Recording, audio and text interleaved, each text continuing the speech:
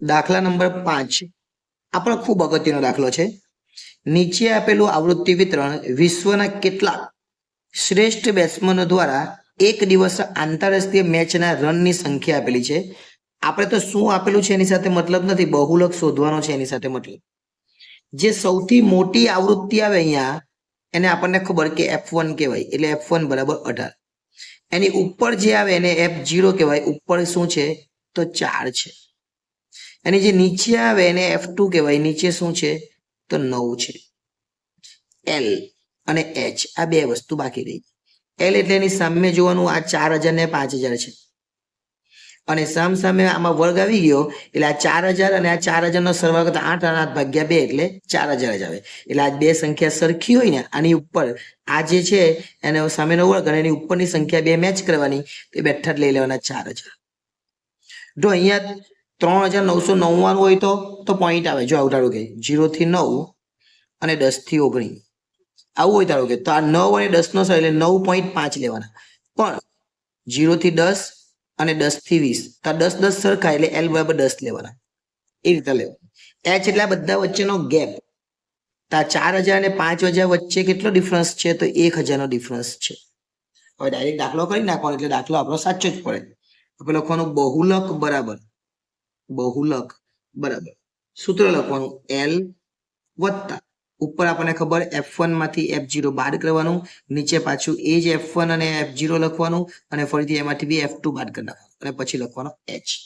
જેટલી બી રકમ છે ઉપર છે જ બધી લખી કાઢીએ આપણે. ચલો L કેટલા આપેલા છે તો L આપણે શોધેલા છે 4000.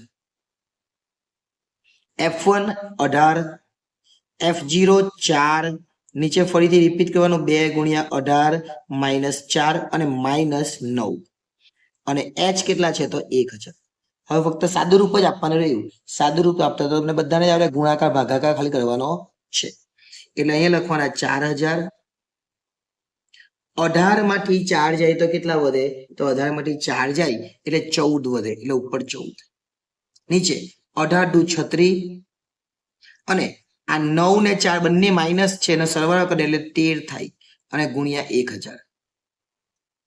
ફરીથી લખવાના 4000. હવે ઉપર 14 છે, એ ઉપર કેટલા છે 14, એટલે 14 ના 14000 કરી નાખવાના. હવે કેસે કેવી રીતના કર્યા તો આ 1000 સાથે ગુણાકાર કર્યો, અને 36 માંથી 13 ને બાદ કરવાના એટલે 23 આવે, એટલે અહીંયા લખવાના 23. કેટલા લખવાના 23. એટલે હવે લખવાના 4000, અને આ 14000 ભાગ્યા 23 કરવાના, એટલે આપણે લખવાના 14000 અને ભાગ્યા કરવાના 23. 23 ગુણ્યા કરતા રહેવાનું, 20 50 100 થાય, એટલે એના કરતા તો વધારે છે, એટલે 23 ગુણ્યા 5 કરીએ, 15 5 વધી આવી 1, 10 ને 1 11, 115 આવ્યો. હજુ બી આપણે આગળ છે, એટલે 23 ગુણ્યા 6 કરીએ, 18 8 વધી આવી 1, 12 ને 1 13, 138. એટલે અહીંયા 138 એટલે 23 ગુણ્યા કેટલા કર્યા આપણે 6, એટલે ઉપર 6, અહીંયા લખવાના 138. 140 માંથી 38 જાય તો કેટલા વધ્યા 2, ઉપરનો 0 ઉતારીએ, હજુ ભાગ નહીં ચાલે, હજુ ભાગ ચાલ્યો નહીં, એટલે ઉપર 0 મૂકવાનો. ફરીથી 0 ઉતારીએ, હવે ભાગ ચલાવીએ. ચલો 23 ગુણ્યા આપણે 200 કરવાના છે, 23 ગુણ્યા 7 કરીએ, 21 2 14 ને 2 16, હજુ આગળ ચાલે એવું છે. 23 ગુણ્યા 8 કરીએ, 8 તાલી 24 ના 4 વધી આવી 2 8 16, 16 ને 2 18, 184. કેટલા આવે 184, એટલે 23 58 184. એટલે કેટલા લખવાના આપણે હવે 200 માંથી 84 જાય તો 16. હવે 16 પાછો ભાગ નહીં ચાલે, એટલે હવે પોઈન્ટ મૂકવાનો. આંકડા હોય ત્યાં સુધી પોઈન્ટ નહીં મૂકવાનો, હવે પોઈન્ટ મૂકવાનો, એટલે હવે 0 ઉતારીએ. હવે 160 160 એટલે અહીંયા આવી ગયેલા, જો 7 આવેલા. કેટલા આવેલા 7 આવેલા, એટલે મતલબ કે આપણે 6 એ ગુણાકાર કરો એટલે 138, એટલે અહીંયા 6 અહીં 138. ફરીથી આમાંથી 60 માંથી 40 જાય તો કેટલા આવે 20, 35 એટલે 22 આવે. 0 ફરીથી ઉતારીએ, 220 થવા જોઈએ. કેટલા થવા છે 220.